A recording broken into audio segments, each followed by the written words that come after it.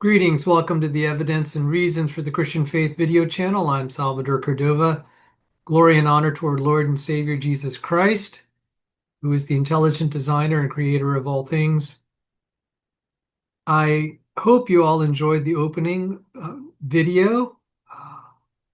Two-thirds of my professional and academic life was in the aerospace and defense industry with academic training in computer science, mathematics, electrical engineering, and physics.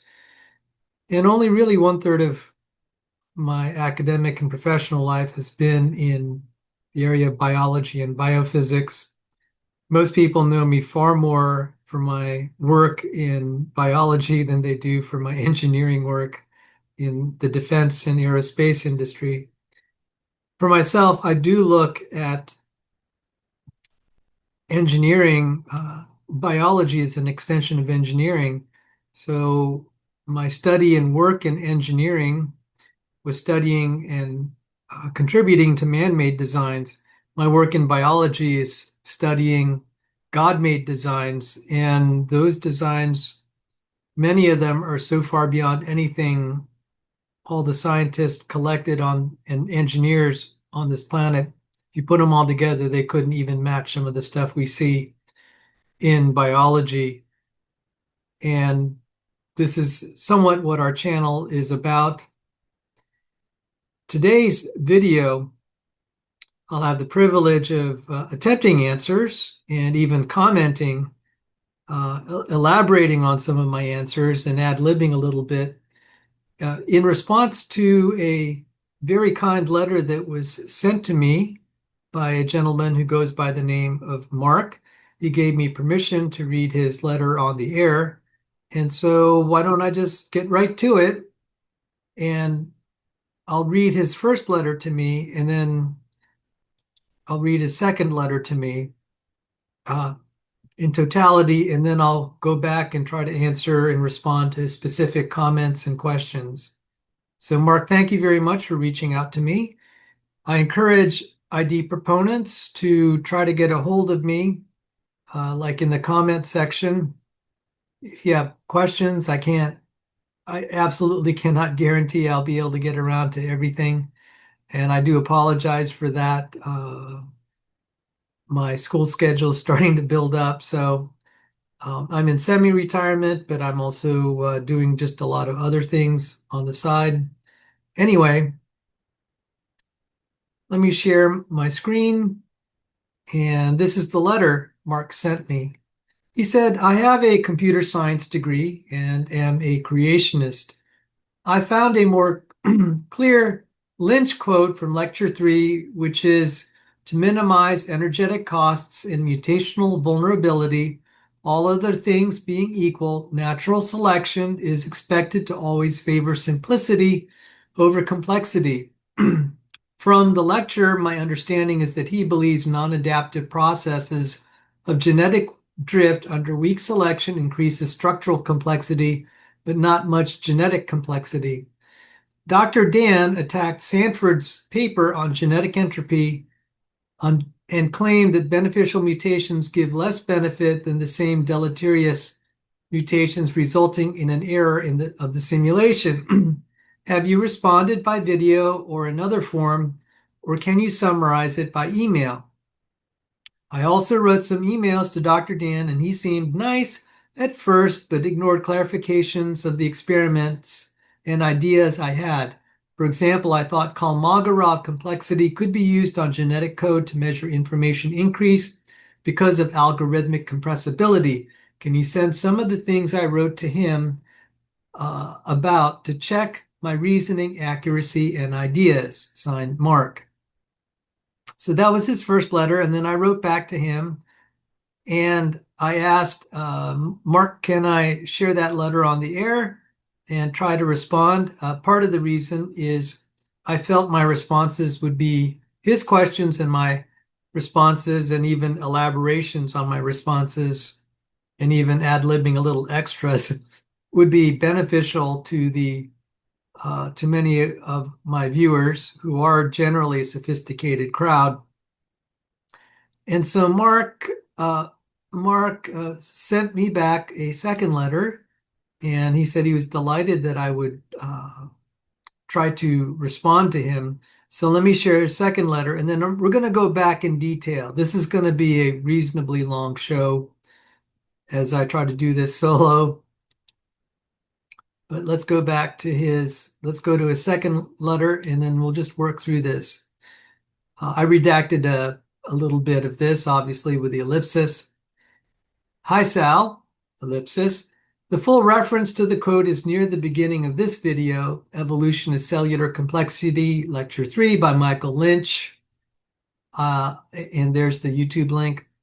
I also think it would be a good idea to inoculate creationists with some problems once they are established with enough other truths, especially about the young Earth, such as the mud problem and the heat problem of the flood, so they are not taken by surprise. I think one of the strongest evidences of the young Earth is the faint young sun paradox, which requires exponentially more CO2 or greenhouse gases, which would poison the ocean life, and there's the problem of where it would go. Some of the studies I discussed with Dr. Dan were not within your specialty because they were focused on population genetics, such as CIT+, so I will hold off on those unless you are comfortable discussing those as well. Thanks for replying and for your videos, Mark. First off, thank you so much, Mark, for your two emails, and I hope I'll try to answer as directly as I can. And sometimes I'm going to have to extrapolate and say I'm not actually going to answer directly because some of the questions, actually many of the questions and attacks by evolutionists on Dr. Sanford's work have become moot for a variety of reasons. Sometimes Dr. Sanford, in his earlier editions of Genetic Entropy, wrote things that he later changed in future writings. And in my first and second debate with Dr. Dan 6 years ago, roughly 6 years ago, about genetic entropy, he was using an older version of genetic entropy and criticizing it. And I said, look, that's not what the latest version says. So that's one thing, things become moot. The other thing is that genetic entropy was written in 2004. It's now 22 years later. There has been a lot of developments that have been incorporated that arguably supersede the original framing of the argument and render things like Mendel's accountant rather moot because we actually have experiments that demonstrate our claims, experiments and observations, and I'll go into that. And it's like, well, at this point, I personally don't even refer to Mendel's accountant as proof of genetic deterioration. One, because the evidence is out there, and two, even evolutionary biologists who are trying to be respectful of the actual data are actually agreeing with, not only agreeing, but they are even going further than what Dr. Sanford's 2004 version of genetic entropy said. So there is not a lot of need to invest in minutiae of things that at this stage of the game are moot. Dr. Dan would prefer that we go back into a mudslinging match on irrelevancies. This is a typical evolutionist tactic when the fields have far moved on to far beyond where they were 22 years ago. And something that I consider extremely petty on his part is he'll pick on maybe poor word choices that have since been corrected and still keep attacking them and say we're not really responding. And even though I have publicly said some of the things that Dr. Sanford has said in the past, I have to strenuously disagree with. And yes, I have been a research assistant for him, and we published together as co-authors. And in our joint publications, it does supersede some of the things that he said, or sometimes we just bypass it because we couldn't agree on something. What I take exception to is uh, just because someone may make a mistake that is not materially affecting the the veracity, the truthfulness of conclusions, Dr. Dan will pretend that that mistake somehow overturns everything, at least in terms of credibility. And it's like, Dr. Dan, I've made videos where I've caught you making errors, to which to this day you've never retracted, such as the bonkers equation in one of our publications in Springer Nature. And I showed you you're totally wrong, and you've never since retracted it. I made two shows on your mistakes in basic biochemistry. To this day, you've not retracted it. The fact that you're wrong, does that invalidate everything you've ever said? Of course not. But that's kind of the way, the attitude you've been giving us. You've not extended the same courtesies that we've extended to you, but that's rather moot because in the end, you're wrong about so many things, which I'll show. And I have shown. And I've been able to show that because your colleagues, your senior colleagues, like Michael Lynch, Alexei Kondrashov, Masatoshi Ne, and others, have basically agreed with me, even though they are still evolutionists. Uh, some of the things they said, you would think this is something Dr. Sanford would say. So, I mean, it's going to be fun just showing off how bad and how wrong you've been in attacking our work. So, I mean, this is going to be a fun session. So let's look at Mark's letter here. So going back to Mark's letter, he said, I have a computer science degree and I'm a creationist. And I'll comment on that, the approach from computer science a little bit more. Um, it relates to something you asked later in your letter, but I'm very grateful you have that background. It's helpful, and sometimes it just needs to be supplemented with a little bit more of biophysics, and you'll be good to go. A little bit of biophysics, chemistry, molecular biology, you'll be good to go. Uh, some people who have come from a pure computer science background, some of their ideas are a little too constricted, and it leads to kind of some narrow approaches that could be better served by just broadening the horizon just a little bit, like I said, into biophysics. And he said, I found a more clear Lynch quote from lecture 3, which is, to minimize energetic costs and mutational vulnerability, all other things being equal, natural selection is expected to always favor simplicity over complexity. Now, Mark, I don't know how you found out that I had fished out that quote by Michael Lynch. And this is really funny. Dr. Dan had accused me of quote mining Michael Lynch. And I want to thank you, Mark, for pointing me to that lecture. And he provided in a second letter a YouTube link to that lecture. And that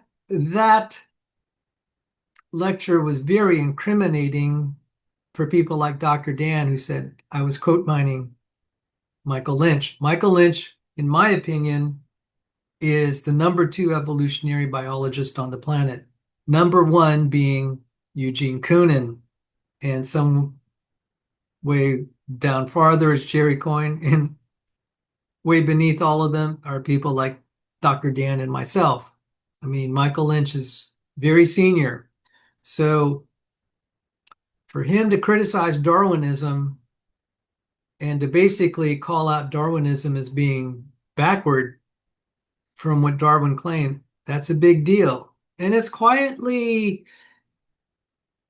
from the general public eye and popular science, this fact has kind of slipped, slipped in there quietly in scientific literature, but it really should be a big deal as it affirms everything I've been saying for the last 20 or so years.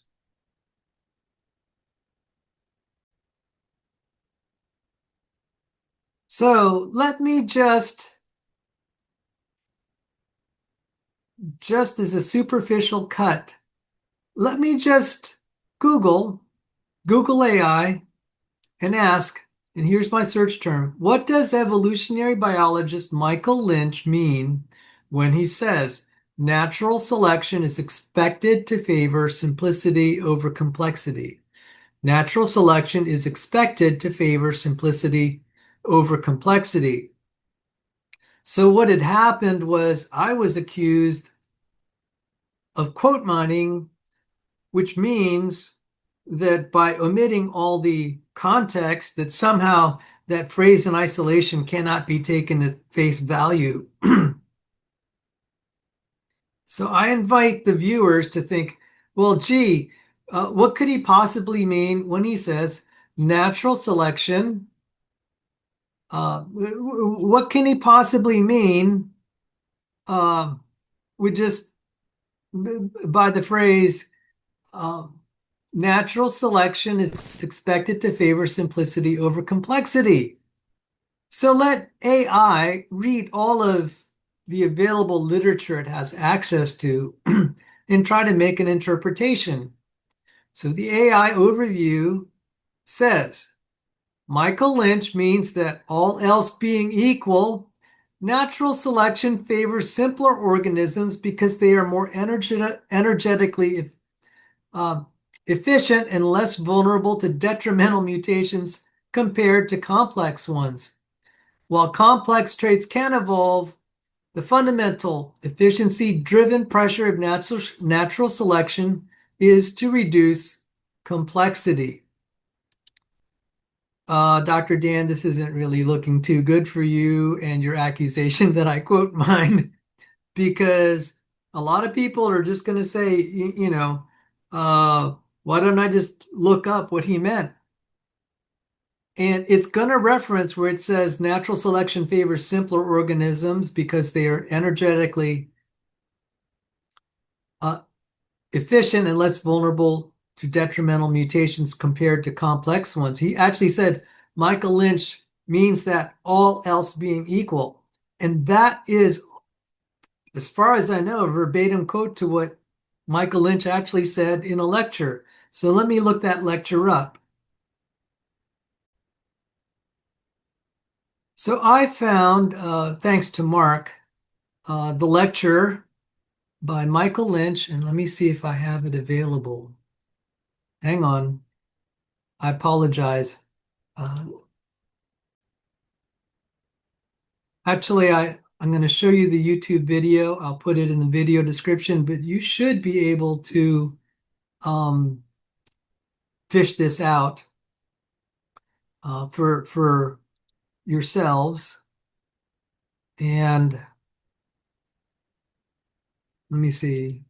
I'll give you the title of this, and you should be able to Google it. Let me make sure that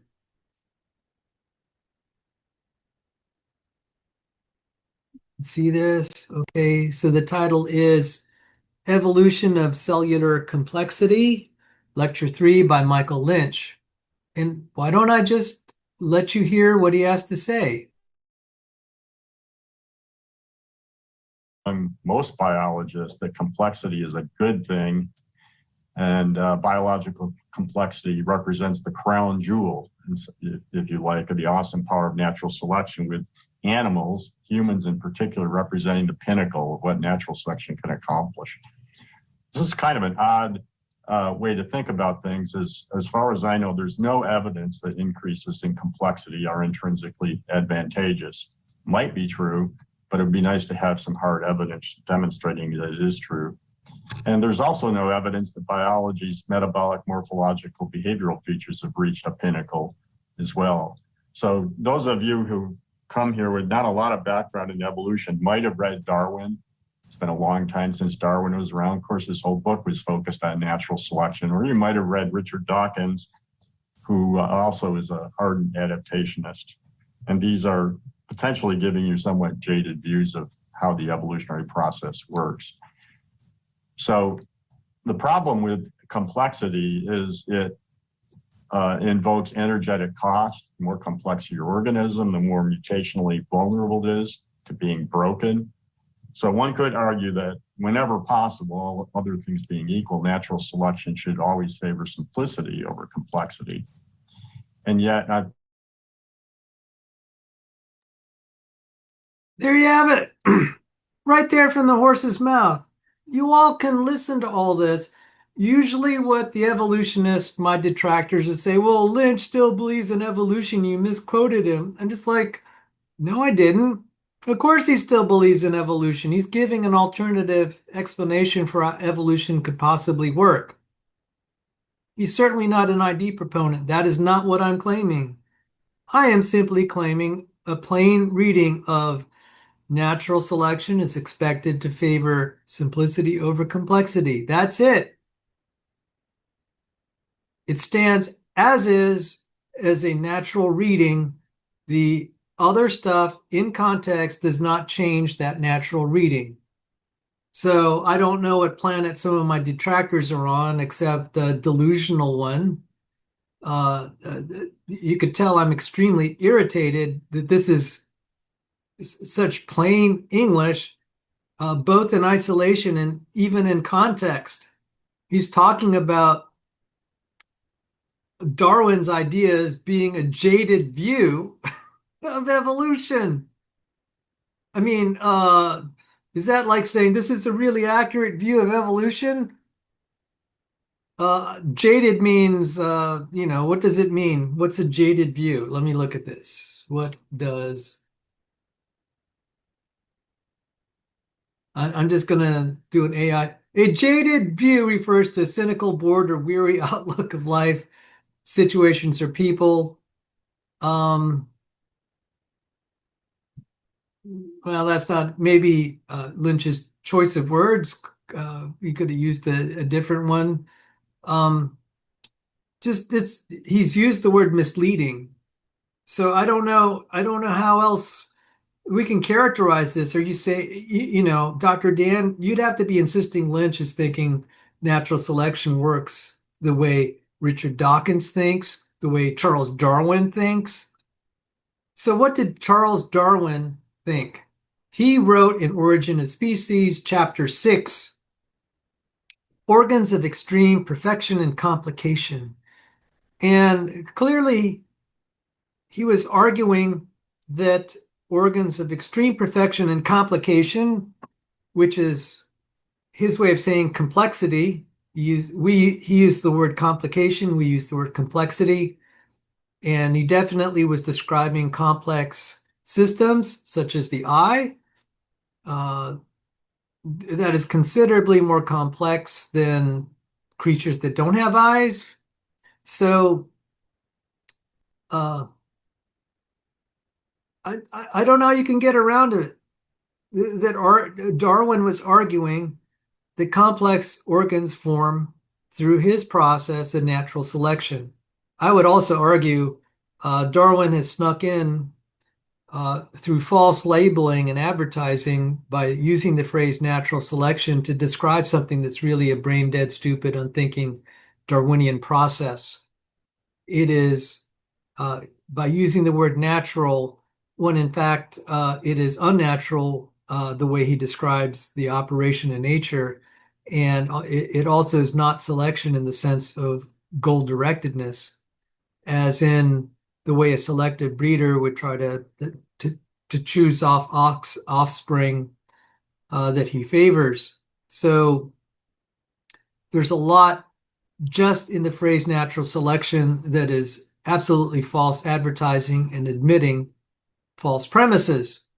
If we use the phrase brain dead, stupid, unthinking Darwinian processes, I would say that's far more accurate because that would you would expect something that's brain dead and unthinking to be more likely to destroy complexity.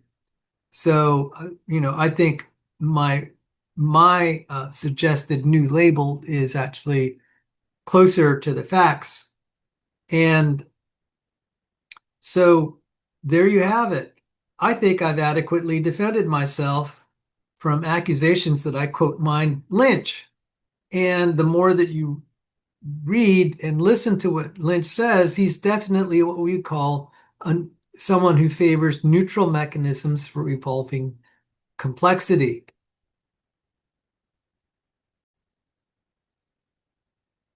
I'm going to skim some of what Lynch had said. And let's see. You read this book by Darwin and read this quote and liked it very much. From so simple a beginning, endless forms, most beautiful and most wonderful, have been and are being evolved.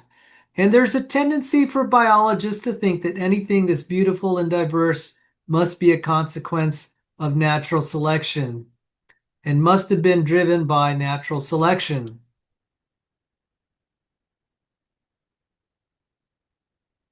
Okay, so let me find another.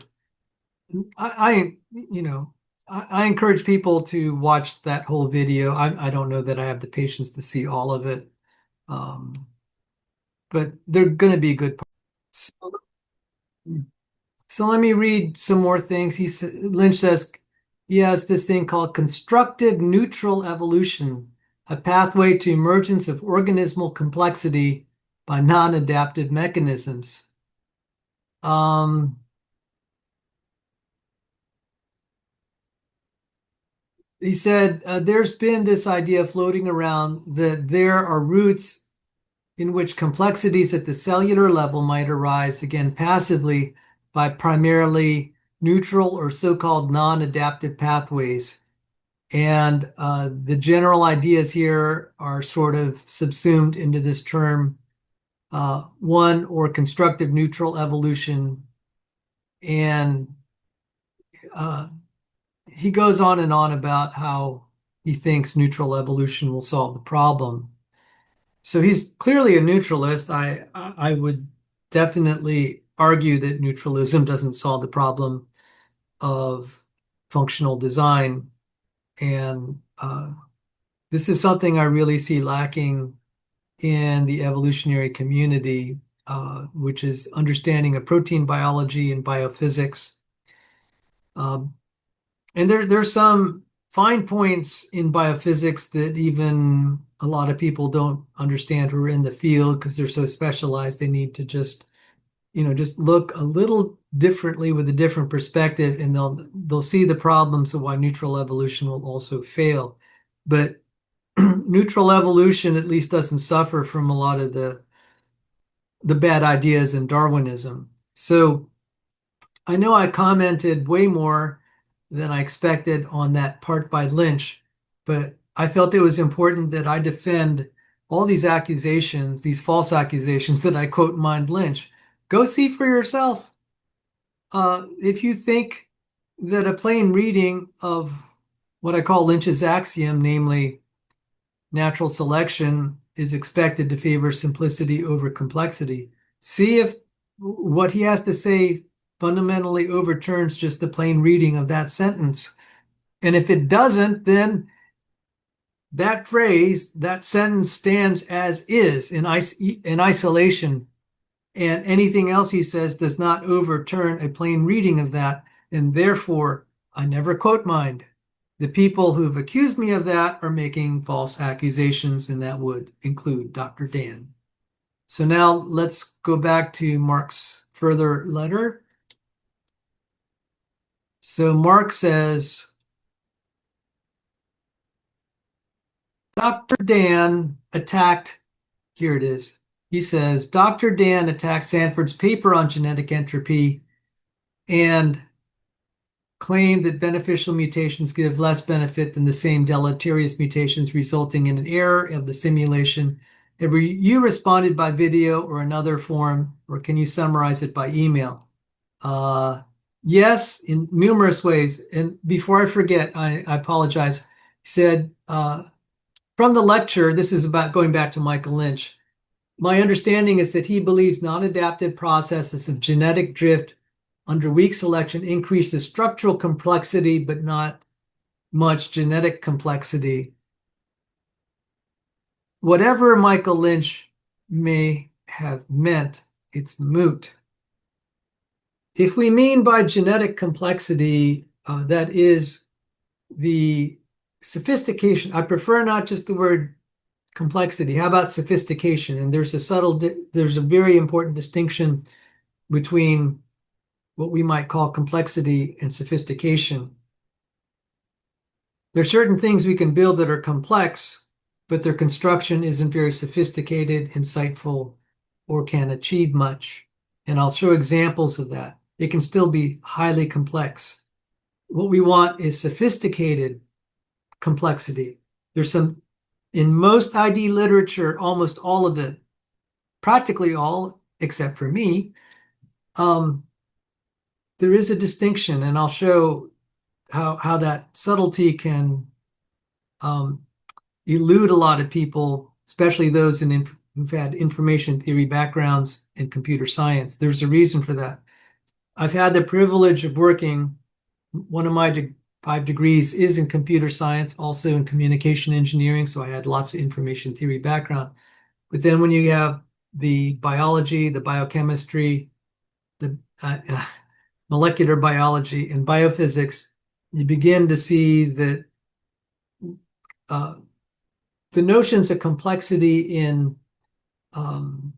communication theory are a little bit limited. And I'm not trying to fault anyone because communication engineers are not interested. They obsess over the quantity of information. There's not really good metrics for the quality. Quality being what I mean, insight and sophistication. And I'll show examples of that. So with regard to this question about structural complexity,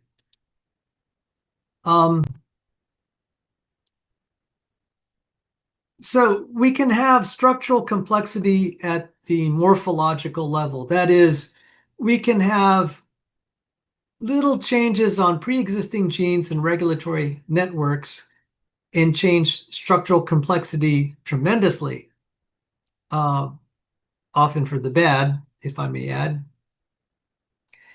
And but also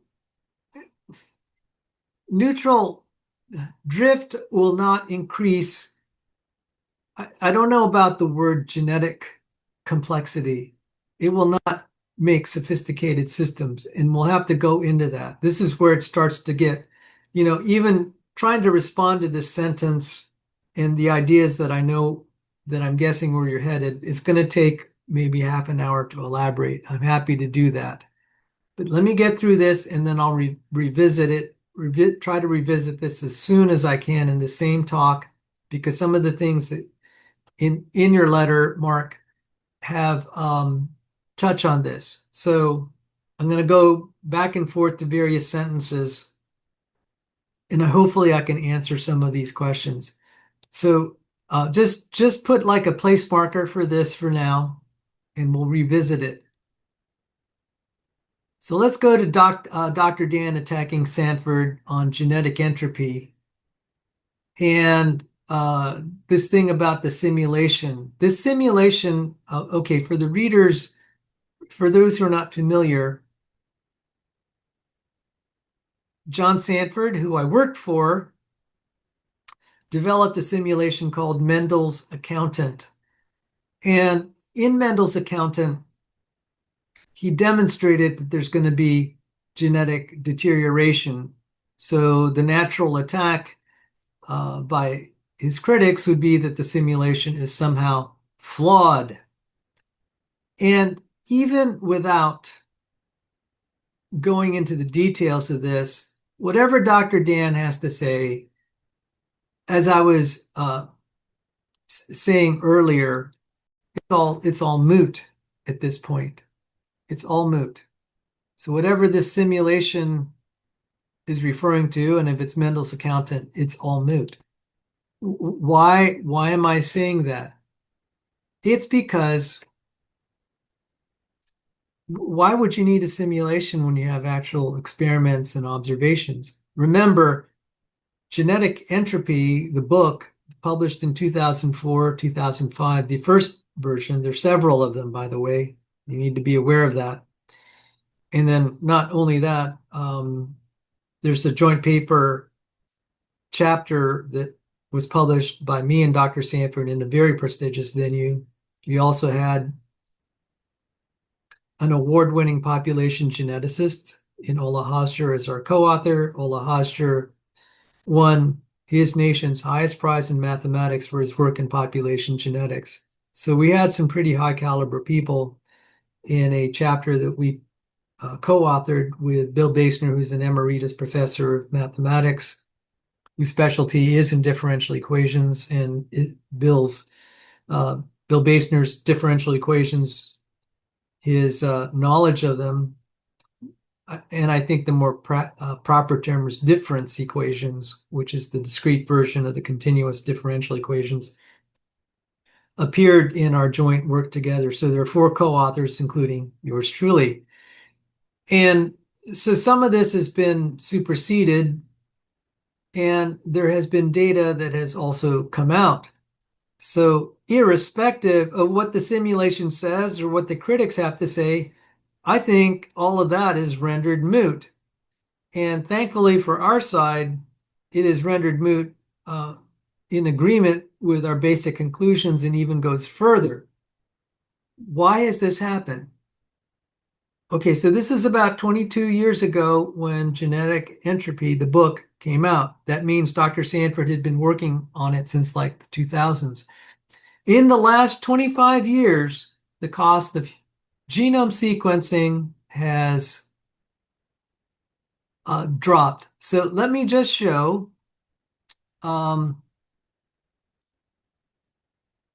First of all, Google AI results, and then you can look this up yourself because these are data points. And so let's just look at this, what it has to say. So I said, by what factor has the cost of genome of gene sequencing dropped over time? And the AI response was the cost of gene sequencing has dropped by a factor of over 10 million since the early 2000s, plunging from roughly 100 million per human genome in 2001 to less than $100 to $200 in 2023. And that means that this is the cost is diving very fast. And if we just extend the time frame from like 2001 to 2023, let's go from like say 1995 all the way to 2026. I think this could easily be 100 million, a factor of 100 million. And if we talk about a 40 years time frame, I think a rough extrapolation could be that it's 1 billion times cheaper than 40 years ago. And evolutionary biology literature is always, it seems like they are like 10, 20 years or more, in the case of Darwinism, 150 years to, obsolete relative to the current data. What the cost of gene sequencing means to this issue is that let's just take the figure of 1 billion times cheaper. That's also an easier number to work with. And plus, I think it is justified if we go to a time frame of 40 years, this is so much easier. I mean, it is probably on the ballpark of 1 billion. Because of that, what might cost $1,000 now would have cost, if it's 1 billion times cheaper now than it was 40 years ago, it would cost $1 trillion back then. I'm just trying to give you a feel for the size. Well, what if it's not 1 trillion? How about $1,000 now will buy you $1 billion worth of effort? Do you see where I'm headed with this? We know so much more now than we ever did. And it is because of our lack of knowledge back then that it became kind of excusable that people could get away with passing off their speculations as facts. But when actual facts start to come in, it's bad news. So, what are we finding? So, the 2004 book of Genetic Entropy emphasized the inability of natural selection to filter out the bad. Something has changed since then, but think about that. There's long arguments about, sure, natural selection. I mean, Darwin said, let me get Darwin's quote. So I found the quote by Darwin, and thank God for Google AI. So my search term was Darwin quote that preserving the good and the bad. In Origin of Species, Charles Darwin described natural selection as a process that constantly sifts through variation to enhance adaptation. The core quote is, "It may be said that natural selection is daily and hourly scrutinizing throughout the world the slightest variations, rejecting those that are bad, preserving or adding up all that are good, silently and insensibly working whenever and wherever opportunity offers." That may superficially seem right, and that's exactly the problem. Upon scrutiny, this starts to fall apart. What is the situation? What would be the situation, for example, if for every set of parents, of human parents, if all their children had 100 slight, barely detectable birth defects, what we call slightly deleterious mutations? Even that's a little bit of a misnomer, but I think you get my drift. That would mean that a brain dead, stupid, unthinking Darwinian process would quote unquote have to select among uh, all the kids and pick the ones that are least damaged. It cannot revert any of the genomes back to the same quality of their parents, who presumably are less damaged than the children. So this is clearly a scenario Darwin wasn't accounting for. He was assuming that there would not be a situation where, on average, all the children would have defects that the parents didn't have.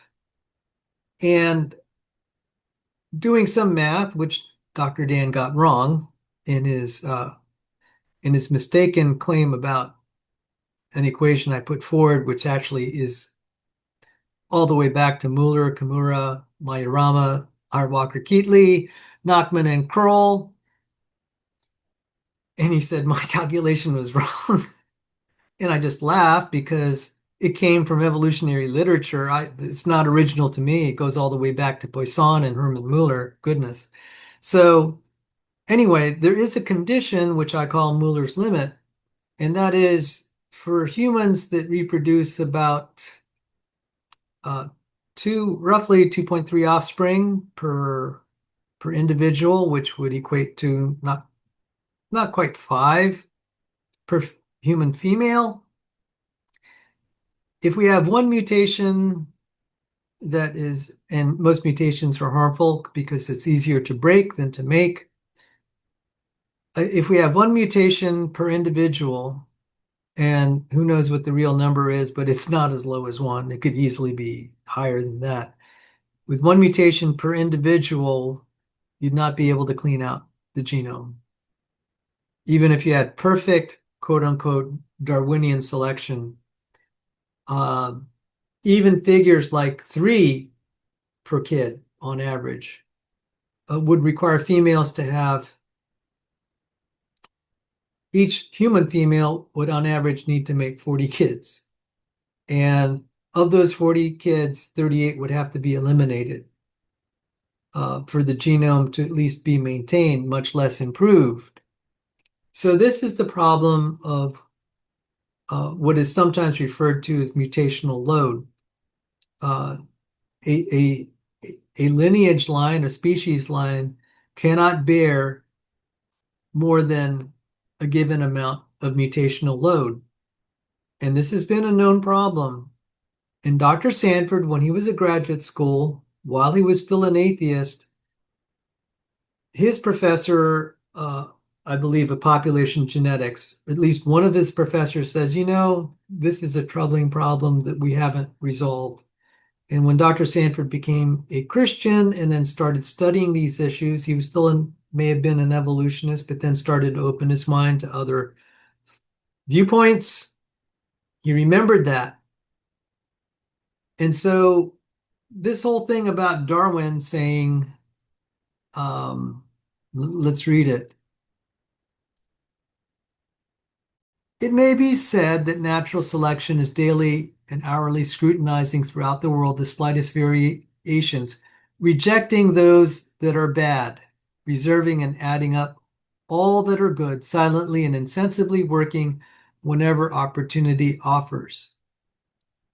And no fault of Darwin, he just was unaware, he lacked the knowledge that we have today, that there are conditions where even his so-called mechanism of brain dead, stupid, unthinking Darwinian processes cannot possibly, in principle, remove all the bad. So the earlier versions of genetic entropy can be simply stated in those terms. Now, Dr. Sanford went into a lot more detail than I think. I mean, it was the first cut. He had a lot of details there, but if you boil it down to just that simple mutational load, that'll do the trick. I will tell you that some estimates, like by Kondrashov, put the rate of deleterious mutations, that is, mutations that are bad, to be about 10 per kid per generation. And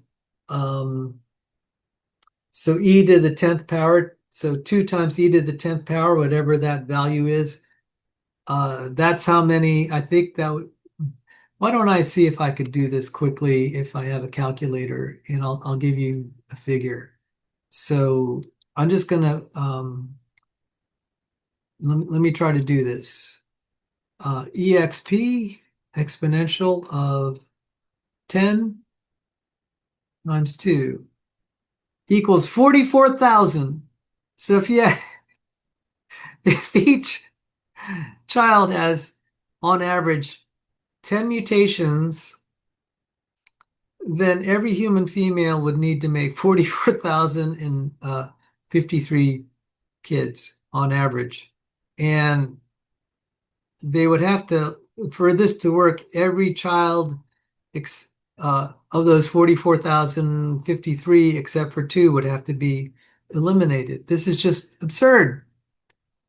So, and we'll revisit this about Kondrashov a little later.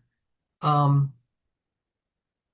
actually, this is a good time to address this because, okay, remember, this is the 2004 version of genetic entropy. We now have more data, and it has shown that Dr. Sanford's instinct that natural selection or brain dead, stupid Darwinian process cannot eliminate the bad. That was right. But it's even worse than that, which we'll cover in a little bit. It actually, it turns out stupid brain dead Darwinian processes actually, in addition to not being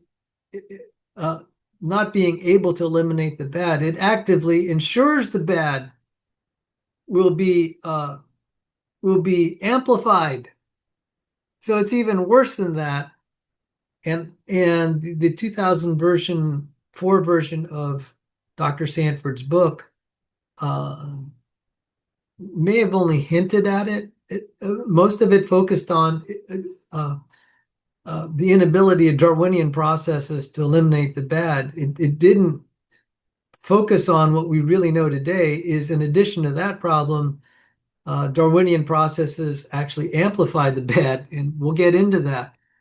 But since I mentioned Kondrashov, and it just occurred to me, Dr. Dan pulled his infamous thing of just accusing me of quote mining.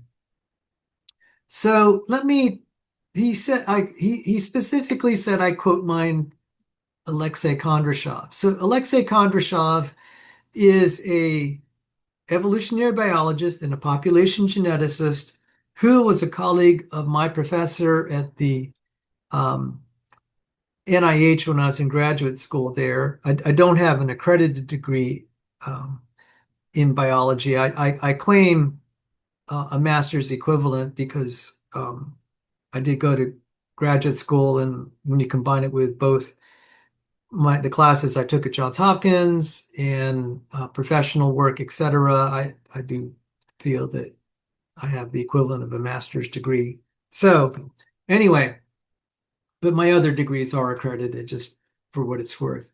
So why don't I attempt this Google AI search? Um, and I'm going to do this off the cuff. Does evolutionary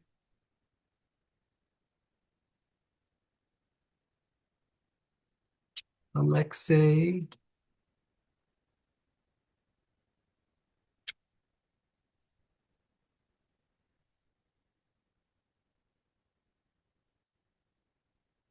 is not improving?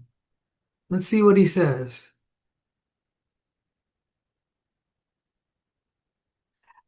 Oops.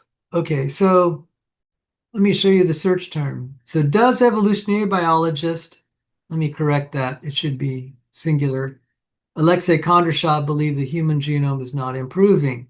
And the AI response was, yes, evolutionary biologist Alexei Kondrashov holds that the human genome is not improving and is in fact accumulating deleterious mutations, a phenomenon he describes in his book, Crumbling Genome, The Impact of Deleterious Mutations on Humans.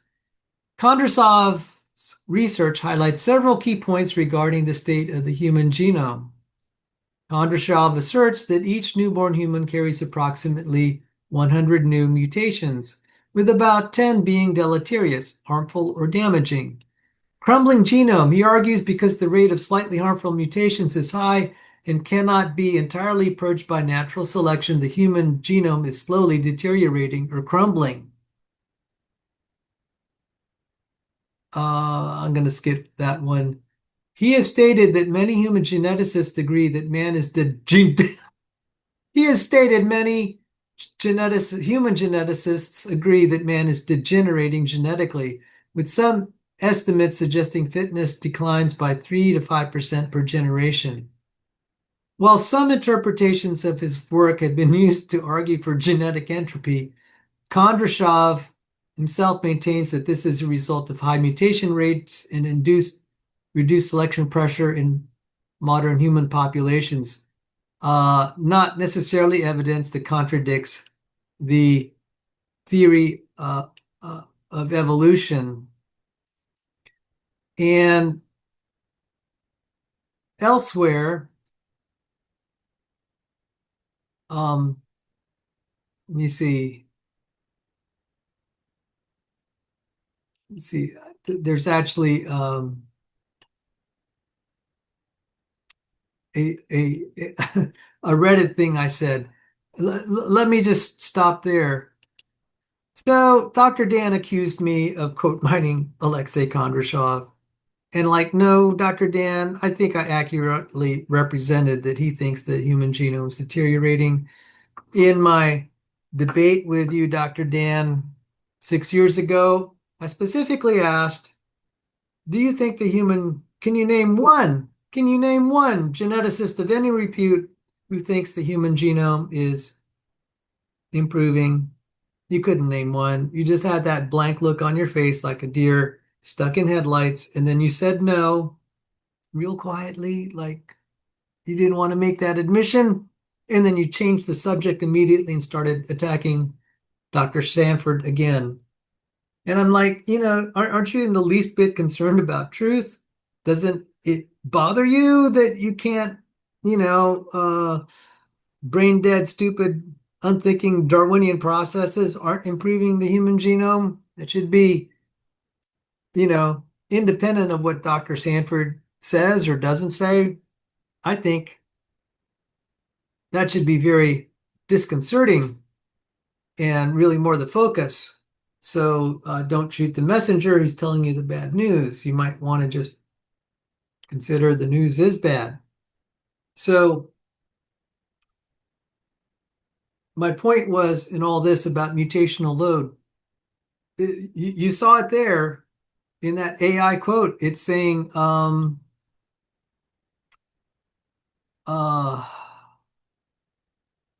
it's said here, many human geneticists agree that man is degenerating genetically. So there you have it. And Dr. Dan couldn't name one that thinks the human genome is improving. That was 6 years ago. I posed the question again, and Dr. Dan's response says, well, how do you define improving? And I'm like, okay, I'm onto your game. I'm onto your game. When it's so obvious that the human genome, by any reasonable definition of improving, is not improving, you will start to play word games rather than deal with obvious facts. But to that end, let me just point something out because Dr. Dan insists that the evolutionary definition of fitness is a good one. Before we go there, before I make value judgments, and I will make a value judgment, I think, and that will be that the evolutionary definition of fitness is garbage. But before I go there, let me just point out I did this Google AI search, and you don't need a Google AI search to do this. You can think about it yourself, but this is just the starting point. I asked, does the evolutionary definition of fitness conflict with the medical notion of fitness? I knew by the way, I knew the answer would be yes, even before I did that AI search. Because I've been saying it for like 2 decades. And the answer is yes. The evolutionary definition of fitness frequently conflicts with the medical or common notion of fitness. While medicine typically defines fitness as the absence of disease and the presence of physical vigor, strength, and longevity, evolutionary fitness is defined exclusively as the ability to survive and reproduce, passing genes to the next generation. Oh my goodness. I mean, this is uh this is a catastrophe. And I'll show why. So I knew Dr. Dan's game, but I said, well, Dr. Dan, don't ask me for my definition of improvement. Give your own. And then you tell me if the human genome's improving. And he knew that this would also get him in trouble because if he gave a stupid definition of fitness, which is the evolutionary one, I could point out that it doesn't agree with the medical notion. So, in his debate with me sometime way back, uh, that was 2021, he was trying to, okay, this was kind of embarrassing for him. He was criticizing an earlier version of Dr. Sanford's book, and I happen to have access to a later version. In earlier versions of Dr. Sanford's book, Dr. Sanford said, he said, I don't think there's any truly, um, there's a such thing as a beneficial mutation. And I think that was a poor choice of words, which he later on corrected. But Dr. Dan was looking at the earlier version of genetic entropy. And so Dr. Dan went to great troubles to show there are beneficial mutations that exist. And at that point, I kind of knew it's like, dude, you're just uh, you're arguing over a problem that no longer exists because Dr. Sanford amended and said most mutations are deleterious. But it's really worse than that. But in in Dr. Dan's eagerness to prove that there are indeed beneficial mutations, he said, well, you know, I'll give a good example. Um, Here's a mutation. Elephants lost their tusks. You know, those big things that stick out in front of the elephant. Because the elephants are being hunted for their ivory because the tusks are used to make ivory, and that makes ivory very valuable. When you can harvest, I mean, ivory is very valuable, so it makes it very profitable. I'm sorry, profitable for people to poach and hunt elephants. And there was a mutation that caused the elephant tusks to disappear. So some elephants would just have no tusks, and those would be much freer to breed because they weren't getting killed off. And so Dr. Dan in his book classifies this as a quote unquote beneficial mutation. But let's look at the purpose of elephant tusks. And this is going somewhere because I'm going to show why the evolutionary definition of fitness is feeding on evolutionary, it's feeding evolutionary delusions. So I'm just going to read, and I have every reason to think that this is accurate. The AI summary is accurate. It says here, okay, I said, what is the purpose of elephant tusks? Elephant tusks, which are actually elongated, ever growing in size or teeth, serve as vital tools for survival, including digging for water and minerals, foraging for food, stripping bark, lifting heavy branches, and protecting their trunks. They're also used by males for defending against predators, fighting rivals, and displaying strength during mating. Some key points of elephant tusks. Elephants use their tusks to strip bark from trees, dig up roots, and break branches to access food. Digging for water and minerals. During dry seasons, tusks are used to dig in dry riverbeds to reach water and to unearth salt or minerals.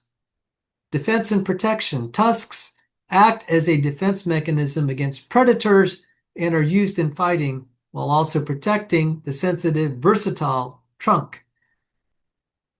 Manipulation of objects. They are used to lift, move, or clear obstacles like trees and branches. Social display and mating. In males, large, well-maintained tusks are used to intimidate rivals and impress females, signaling genetic fitness. And there's a master tusk usage similar to humans. Human hand dominance. Elephants often have a preferred master tusk, right or left, that is more worn down from frequent use. So this is an example where an environmental context will cause an otherwise useful feature to be eliminated. By the way, it's much, much harder. It is much, much easier to break than to repair or heal. Once we have a mutation that causes the tusk to be lost, it may be difficult to recover that if it truly is a novel mutation and it's fixed in the population. And, depending on some genetic factors, would that be recoverable? It could possibly be unrecoverable. And we do have examples where gene loss is unrecoverable. And people will say, well, look, it survived. And I'm like, look, that's not the point. The point is, Darwin was saying all this adversity being thrown at it creates innovation. So we have the saying, necessity is the mother of invention. That may be true if you have an intelligence that's trying to solve problems. But what's happening, in an innovative way. But what's happening here is it's just destroying something that's working, and you're going to have to rely on blind chance to try to recover that ability that you lost, that is, in this case, specifically making tusks. And so what's my point in all this? The point is the evolutionary definition of fitness is nonsense with respect to what we're trying to prove.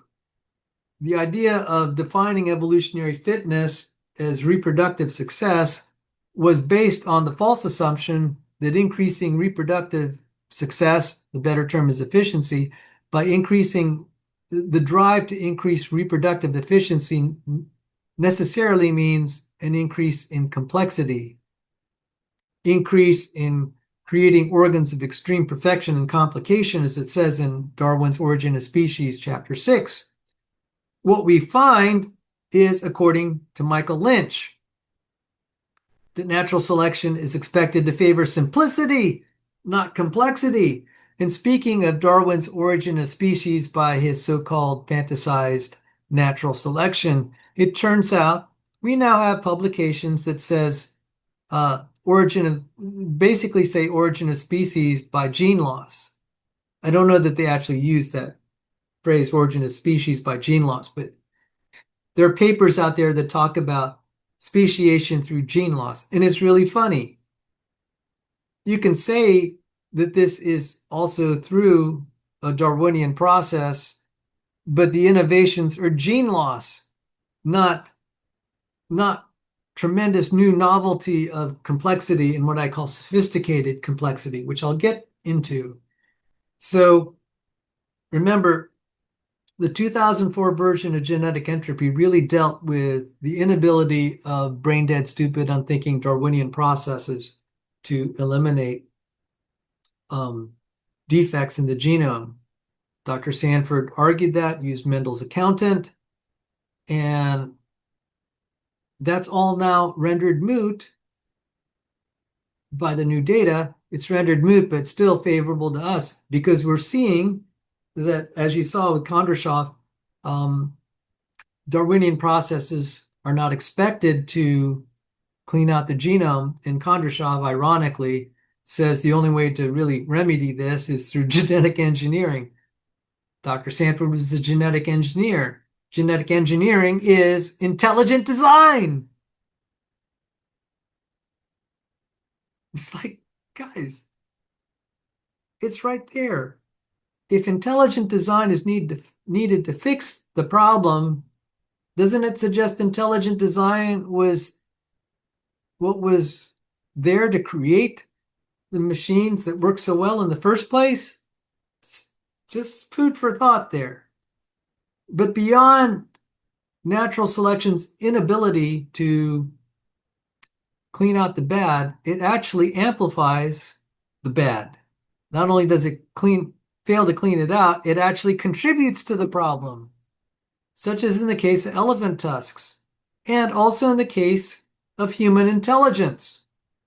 There have been sociological studies by people studying heritable changes that women, highly intelligent, high IQ women, have a higher incidence of childlessness, say about 28% more than other women, which means that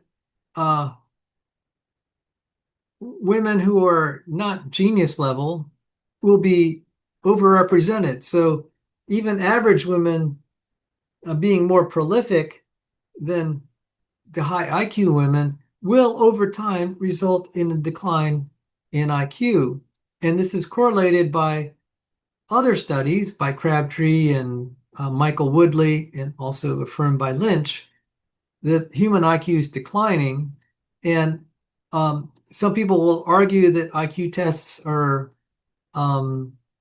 imprecise, but this claim of declining IQ is also correlated by the speed of nerve conduction, because you can use the speed of your nerve signals traveling as a proxy for intelligence.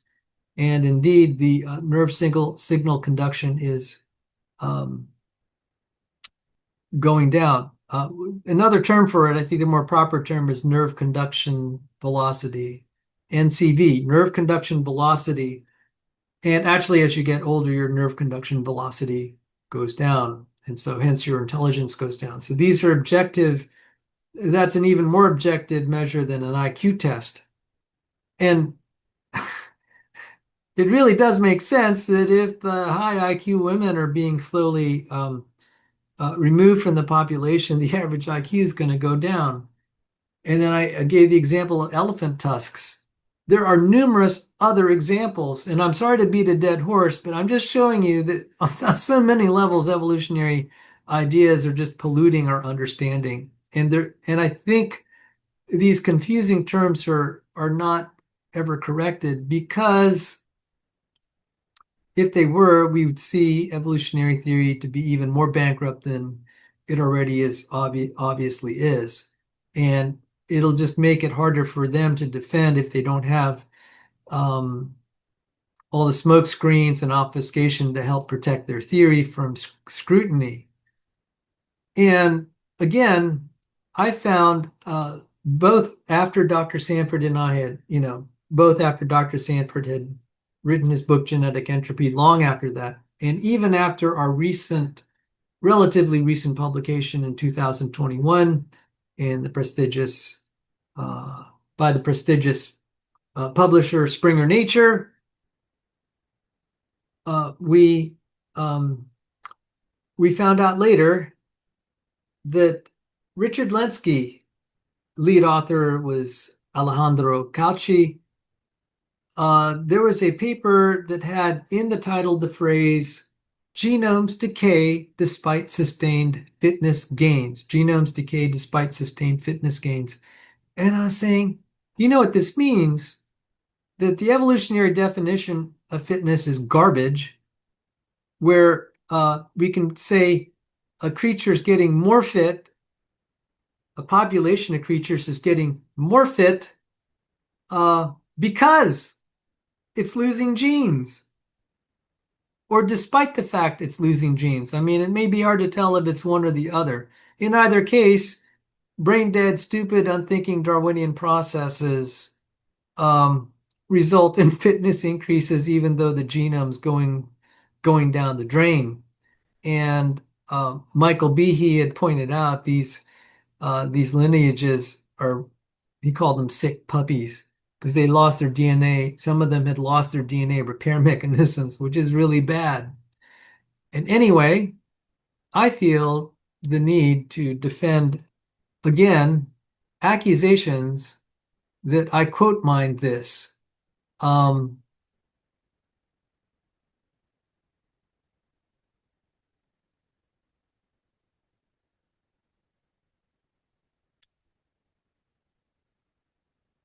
so I'm sorry, I paused here. I was trying to get AI um, an AI generation of a question. So let me try to get it. Let me try one more time. So, well, let's just take a risk and see if I fall flat on my face. I don't think I will, but let's see what this. So I said, what did Cauchy by the phrase genomes decay despite sustained fitness gains in the title of his 2017 paper? Okay, here goes. In their 2017 paper, Alejandro Cauchy and colleagues used the phrase genomes decay despite sustained fitness gains to describe how bacterial populations with high mutation rates can accumulate deleterious mutations, genome decay, while simultaneously improving their ability to survive and reproduce in a specific environment, sustained fitness gains. The study found that intense selection for beneficial traits allowed slightly deleterious mutations to accumulate, a process referred to as genetic drift. Read the full paper. This is hilarious. So fitness is increasing the genomes, um, the genomes getting flushed down the toilet. So there you go. I was just trying to point out when I said this, I was accused of quote mining. I say, look, This stuff doesn't work. This stuff doesn't work. The definition of evolutionary fitness is so broken that you can have situations like this.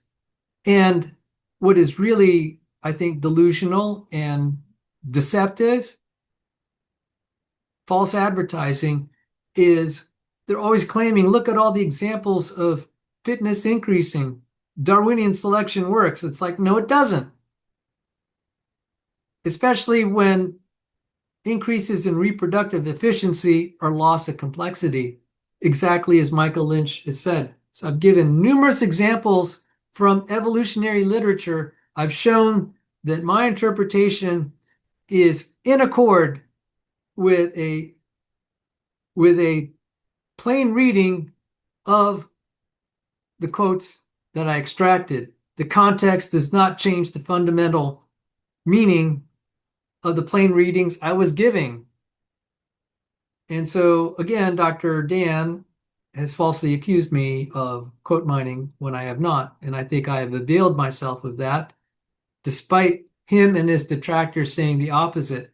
And I'm rather confident the facts will vindicate me because we are seeing genomes decay all over the place. So either natural selection, or really more properly, brain dead, stupid, unthinking Darwinian processes, one, cannot filter out the bad, and two, sometimes these brain dead, unthinking, stupid Darwinian processes are actually amplifying the bad. And we could do that in numerous examples. And maybe three, something that's still forgotten, is extinction is the ultimate genetic decay, extinction of a lineage. We are in the so-called sixth great extinction for the last few hundred years. Numerous species are being just plain eliminated. So the presumption that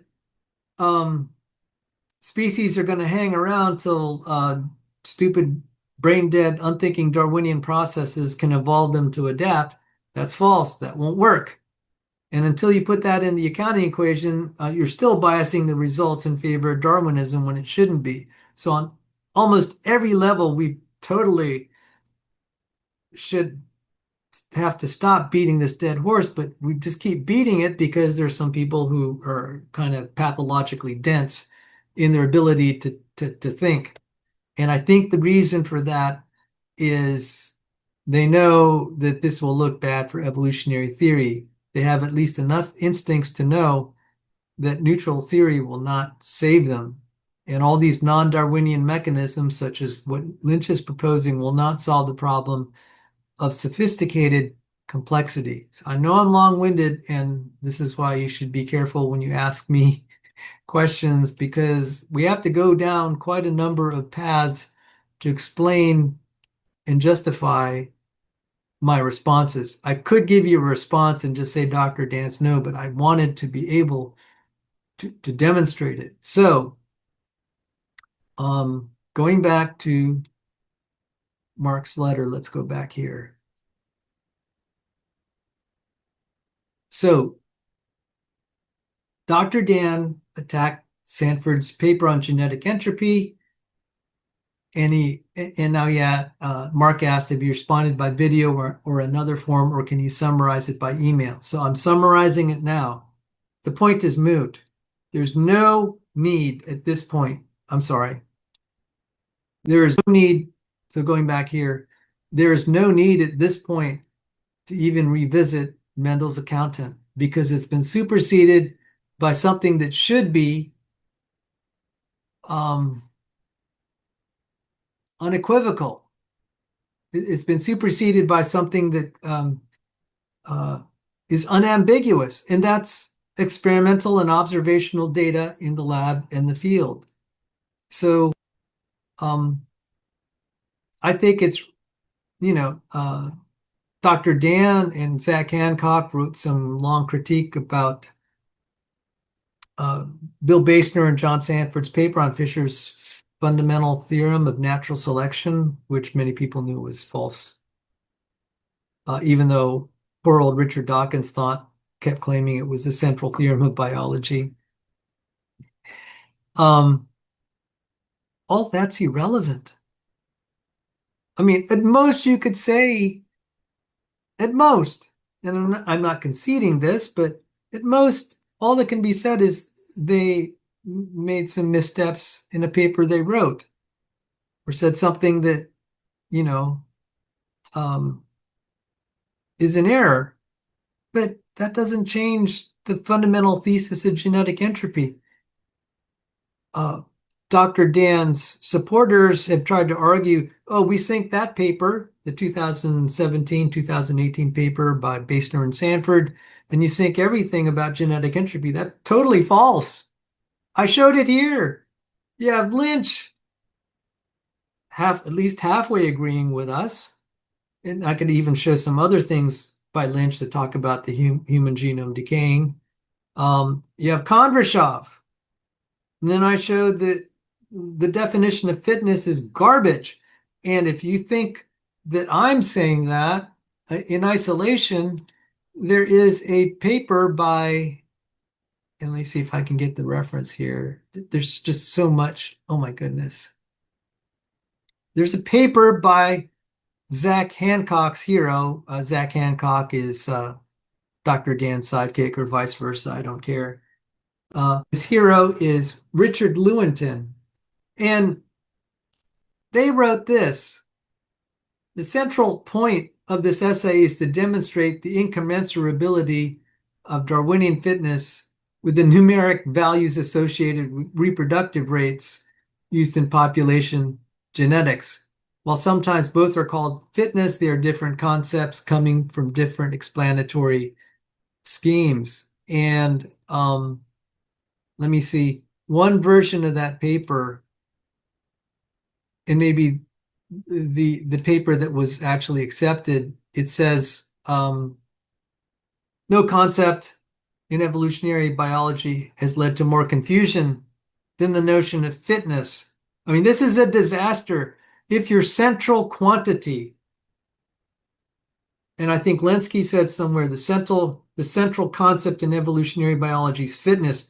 If you're having a problem defining it and measuring it, and Andreas Wagner, who's a evolutionary biologist, said it's difficult to define and measure rigorously, define rigorously and measure. And he said an unassailable measurement of an organism's fitness does in principle not exist. That's pretty close to the actual quote. You could find it if you want. I mean, this is a disaster.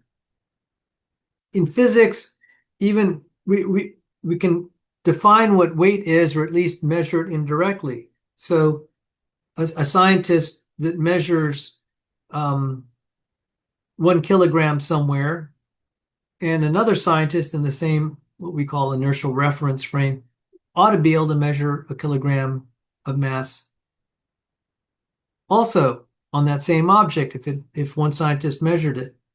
This is really bad when you have a situation you're having a hard time measuring things that are critical to affirming or refuting your theory.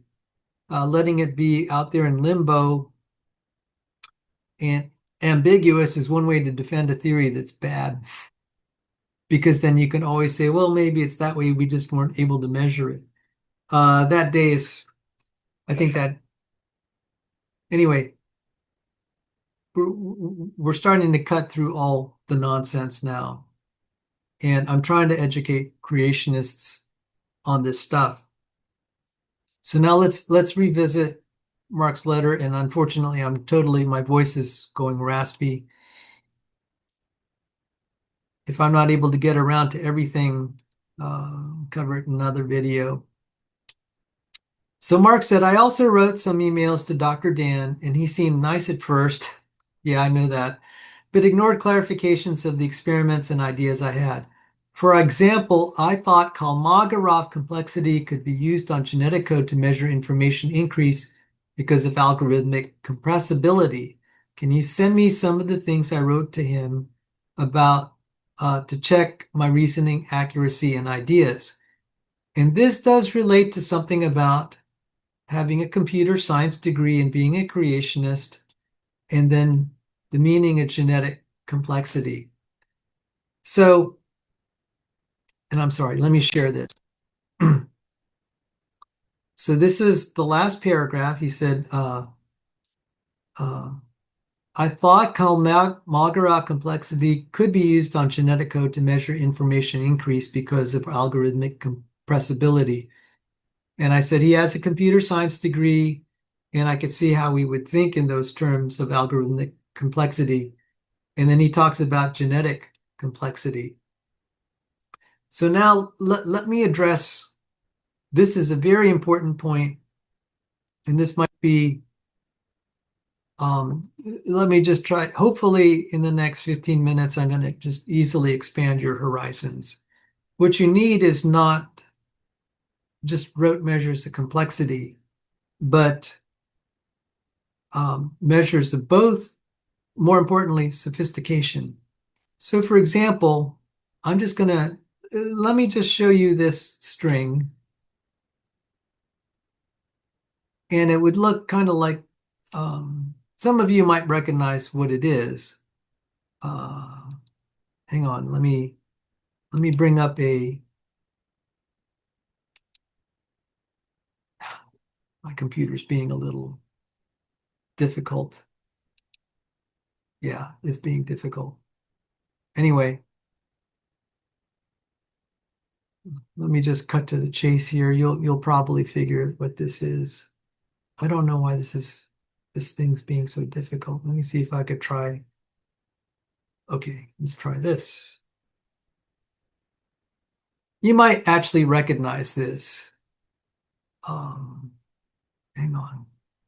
Let me hide something first just so I can make this a little bit more of a surprise. Apologies to the viewers. I'm running out of fuel here. All right. So you might recognize what this is. Now, we could run this through an algorithmic compression, but the thing is, you would not know whether what is being represented is something that represents intelligence and sophistication. So what is this? I mean, you're just having letters and characters. You could put it through a compression algorithm, and if this is algorithmically compressible, you can compress it into a shorter representation than the actual number of characters here. So let me see. We have, yeah, the status bar says there are, um, sometimes you're able to get a count of the number of characters. See if I can get that. Nope. I used to be able to get character counts. So whatever number of characters we have, let's see. Oh, maybe that is a character count. 469 characters. Let me see if I do a word wrap. Yeah, 469 characters. So if we put this through a compression algorithm, we could probably reduce the representation. Also, these are ASCII characters. And as long as we're not using that, we could probably strip off the representation of each character with a bit by 1 bit. Anyway, we could probably run it through some compression algorithm and demonstrate it can be represented with more compactly because this is algorithmically compressible. I don't know that we actually use this phrase. I might say Kolmogorov compressible, or it doesn't matter. What this is, though, is the moves. It represents the chess moves of a famous game. Let me see if I could find that game. Yes. So there is something called algorithmic.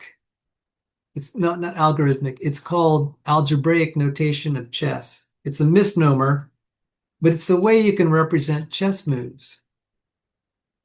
And So Bobby Fischer was playing black on the chessboard, and Donald Byrne was playing white. And so the first set of moves was Donald Byrne, knight to f3, and then Bobby Fischer did knight to f6 or something like that. I'm not really familiar with the notation. But what algorithmic compressibility and all does not measure sophistication? Let's say we happen to have a chess game that had the exact same number of moves by a bunch of amateurs. How would you, just by doing algorithmic compression and whatever, how could you measure the sophistication level? You need context to be able to measure sophistication and the level of innovation and knowledge. And that is something that is lacking in all of these ideas of information increase or decrease, because sometimes a more compact representation, as I think you're hinting, could be an innovation, but even more than that, an apparently non-compacted representation could actually be extremely sophisticated. I happen to know that because I study the topoisomerase enzyme in yeast. Human topoisomerase enzyme 2 alpha and 2 beta have okay, so yeast topoisomerase 2 has 1,400 amino acids, which would translate to 3 times 1,400 DNA nucleotides. Whereas topoisomerase 2 alpha in humans has 1,531 amino acids. You multiply by 3, that'll tell you how many DNA nucleotides it takes to code. So what we do see, and this is really another topic for another day, the human version is tremendously more sophisticated than yeast. It is both larger in the sequence length, but that little extra, you wouldn't say that it's you know whatever the proportion of 1,500 to 1,400 is, however many percent increase that is. It doesn't really tell you just how much more sophisticated the human is. That's because the human version does so many more exquisite things through something we call post-translational modifications. And by the way, you saw in the opening a paper, a work was published and peer reviewed, the Federation of American Societies for Experimental Biology. We had studied the post-translational modifications on both topoisomerase 2 alpha and 2 beta and concluded their significant differences indicate functional specialization, and it's actually quite exotic what it enables it to do. But what I'm trying to say is, don't be it's not really a good measure of, you may be able to say maybe complexity increase, but it could be deceptive. You can even have the same number of characters and algorithm, even supposing they compress to the same, if we run a compression algorithm and it compresses the same minimal size, one could be substantially more sophisticated than the other. And that's why context matters. And I can think of a powerful example of that and see if I could find it. I mean, I just want this is food for thought. So if I showed you, this is a very, very simple string. You have an E, an equal sign, an M, a C, and then a superscripted 2. Now, most of you will know that this is, uh, people will say that's Einstein's theory of relativity. That's not quite right. It is the mass energy equivalence. And you're like, man, that's not a very particularly uh, complex representation. I mean, you have one, two, three, four, five characters, and yeah, just five characters. That's really simple. And everyone knew that this is represents genius. This is sophistication. But you wouldn't know it just by doing plain counting metrics. You wouldn't know, is it an information increase or not? That's not the point. This is very simple. Even though we see a order two here, c squared, because c is a constant, you can just treat this like a linear equation rather than a quadratic one. So it's really simple. And it's not even as sophisticated as you know, y equals mx plus b, where b is zero, because b is zero. So this is a very simple, in a sense, linear equation. If we make m the only variable, and since c is a constant, you can say c squared is also a constant. So this is a very simple equation, but it evidences deep insight and genius. And I'll show a biological example of this. So why does this show deep insight and genius? Well, I had to struggle through this in physics school. This is Maxwell's equations for electromagnetics, or electrodynamics, which is electromagnetic theory. If you look for solutions to these differential equations, one of the solutions you come up with is the electromagnetic wave equation, which looks something like that, which leads to the D'Alembert operator, which looks something like this nasty thing. This is like, yeah, this isn't fun, the D'Alembert. And it's been a while since I've worked with this, the infamous box operator. If you use the box operator and then combine it with the Lorentz transforms, this took me 8 weeks to colorize and make this equation. This, you can actually basically take, therefore, the equations of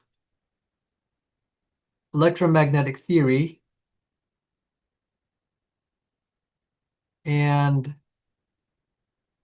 prove Einstein's theory of special relativity, and then special relativity can therefore be reduced. Here's the derivation of the mass energy equivalent, which is famously known. You have an expansion here for one, a power expansion, as famously as E equals mc squared. So my point in all this is, without context, there's no way to judge. It's not just the algorithmic complexity or even the complexity of the number of terms. How many things are needed to make this work. It's the sophistication. So now I'm going to go to a biological example. Let me show you a biological example. Um, see if I have it. Okay. I'm sorry, I'm fumbling here a little bit. So let's go to a biological example.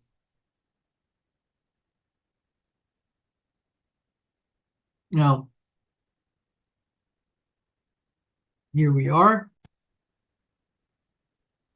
This is a representation of the amino acids in a potassium ion channel protein. We use English alphabetic characters to represent a specific amino acid. So, for example, M is methionine, K is lysine, R is arginine, Q is glutamine, I think. N is asparagine, V is for valine, T is for threonine, S is for serine, L is for leucine, I is for isoleucine, C is for cysteine, F is for phenylalanine, Y is for tyrosine, G is for glycine. I'm sorry, I just had to try to remind myself. I may have gotten a letter here or there wrong, but if you just did this and, we're just trying to measure its sophistication by algorithmic complexity, you wouldn't get very far to see how ingenious this sequence is. It's extremely ingenious. Now, in protein biology, the spelling is it almost determines the shape. Not quite, but I mean, roughly speaking, the spelling equates to the shape. It's not quite one for one. That is well known, but in general terms, maybe the better way to say it is the spelling governs the possible shapes. There might be multiple ways you could shape this, but it limits the number. And so you could almost say virtually spelling is the destiny of the shape. Now, how, actually it's the number, it's the destiny of possible shapes. That's the more precise way.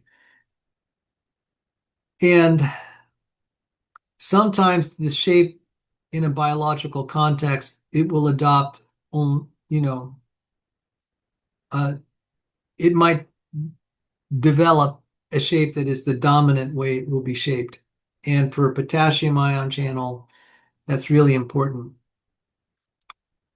I'm going to take a risk here and actually play a video of what a potassium ion channel does. And then I'll explain why this is so absurdly difficult to evolve naturally. So, I'm sorry. Let me try to bring up a screen share of this.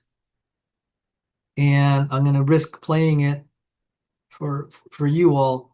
I want you to see how sophisticated this is. And if you don't immediately see it, I'll try to explain it.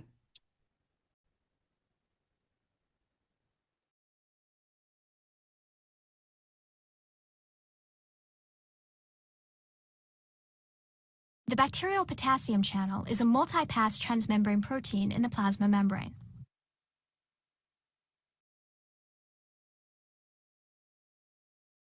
It is built from 4 identical subunits that are arranged symmetrically. A pore in the center of the protein allows selective passage of potassium ions across the membrane. 4 rigid protein loops, one contributed by each subunit, form a selectivity filter at the narrowest part of the pore. This structure is responsible for the channel's high degree of selectivity for potassium ions over sodium ions.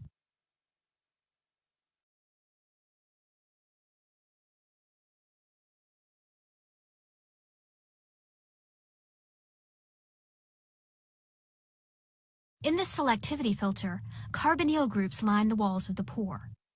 These carbonyl groups are spaced precisely to interact with an unsolvated potassium ion, balancing the energy required to remove its hydration shell. Passage of a sodium ion through the channel is energetically unfavorable because the sodium is too small for optimal interaction with the carbonyl groups.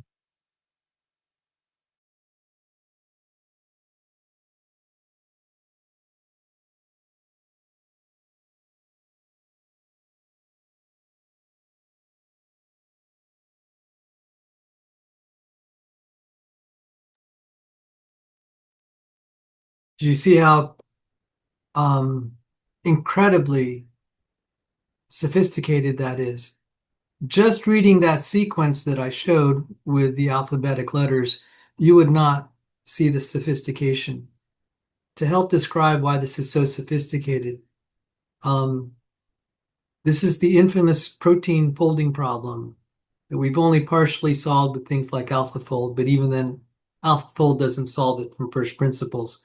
It actually has to examine all the designs God has made, and then then you train its learning algorithm, and plus a few other sophisticated tools. But if we didn't have God's designs to to copy, we wouldn't know how to if I gave like the equivalent of an engineering requirement specification, and people in computer science know about, I presume, software requirement specification. If I gave a requirement specification that you need to have a a uh, uh, uh, a protein that would instantiate a potassium ion channel, that would only let potassium ions to go through. Could you solve it? The first question is such a thing even possible? And the hole that you saw in that diagram is precise to within um, fractions of an atomic radius of potassium.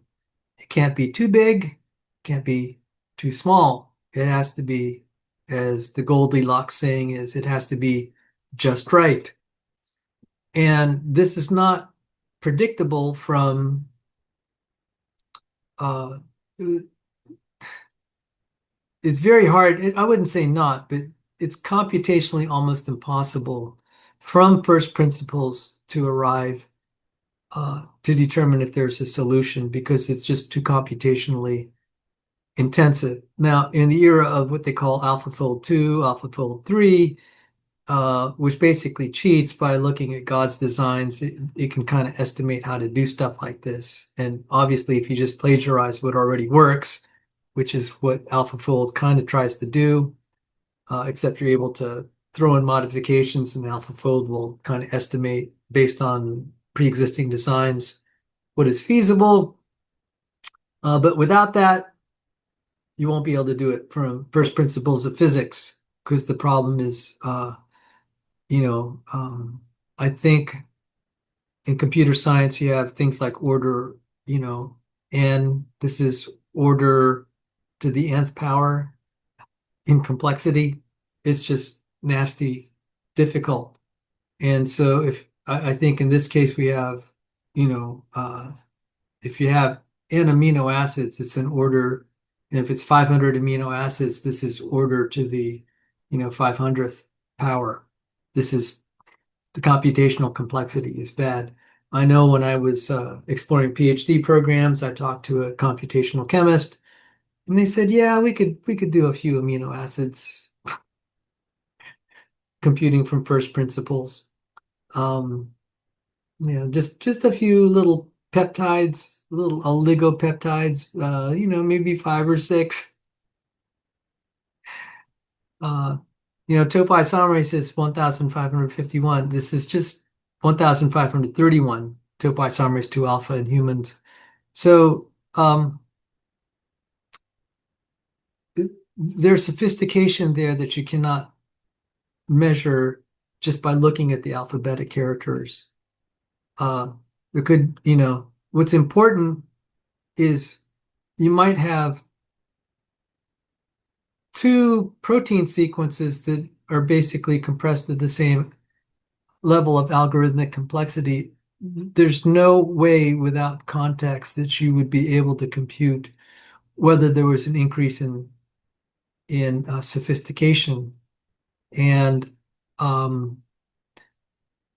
you can also, just to show this, you can take two identical proteins, absolutely identical in spelling, but depending on the way the organism is processing it, one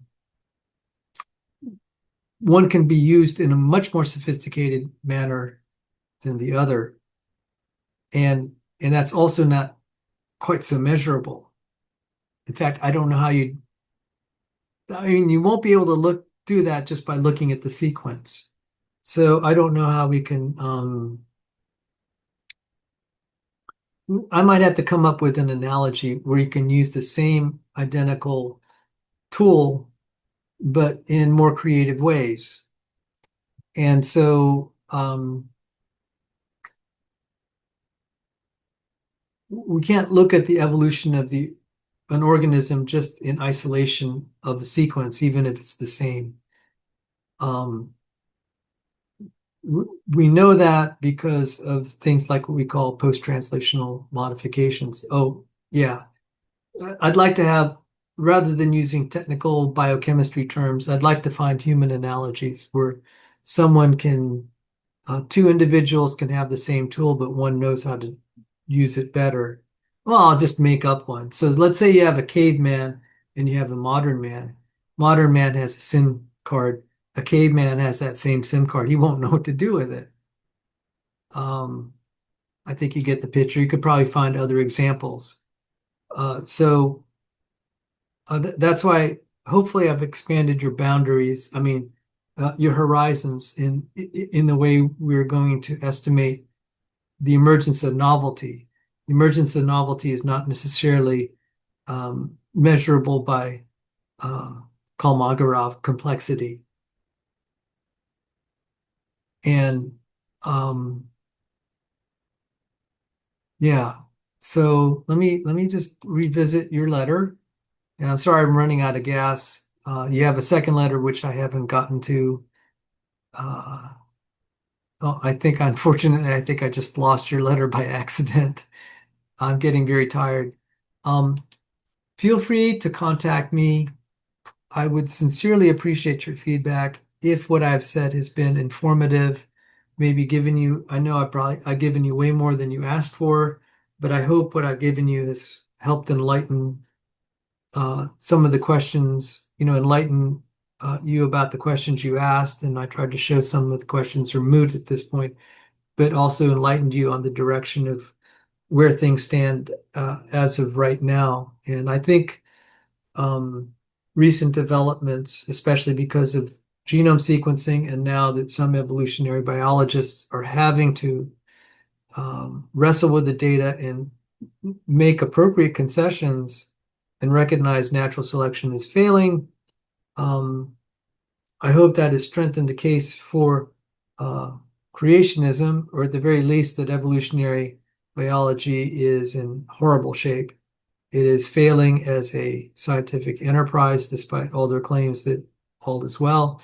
They've been saying that for a long time. All is definitely not well. They have no mechanisms to that are theoretically sound and experimentally verified to make all their grandiose claims about how evolution works. They have no clue, despite their claims that they know. They clearly do not know, and I can even make citations there. So I'd like to thank all the viewers who've participated in this with me so far, and I'm so sorry I'm running out of steam here, but I did my best, and I really want to thank everyone who watched. I'd like to thank Mark for his letter. I'd like to thank him especially. I'm willing to go the extra mile because he found that lecture by Michael Lynch, which is extremely enlightening, and that has further vindicated my claims that, one, that I'm right, and two, that I never quote mined him. And that really ultimately Darwinian processes are totally backward from the way they've been advertised over the last 150 years. And it's basically a total disaster. So thank you. Glory and honor to our Lord and Savior, and God bless you.